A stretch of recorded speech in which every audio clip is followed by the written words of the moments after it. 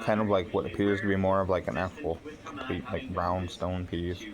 You see the little bits of coke. That's what this material is. It's super light density. It will float on water. It's created when carbon will burn in zero oxygen.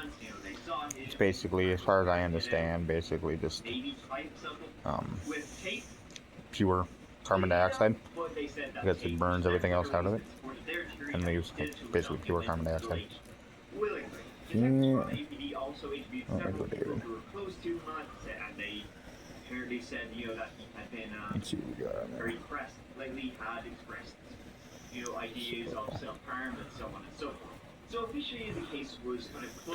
Yeah, now you kind of got an idea.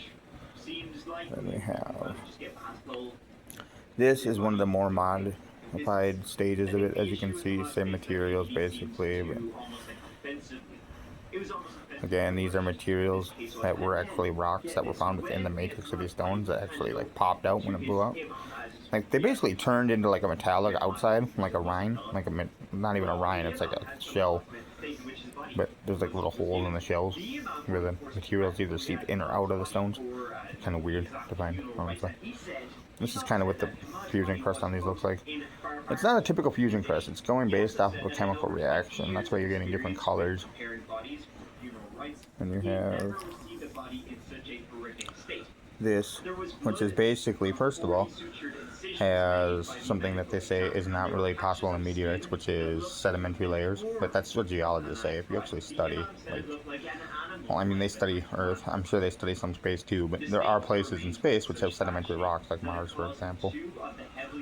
But again, different stages of modification in here. You also have coke, as well as the same weight and black materials, somewhat similar fusion crust. And here's another example of that material, coke.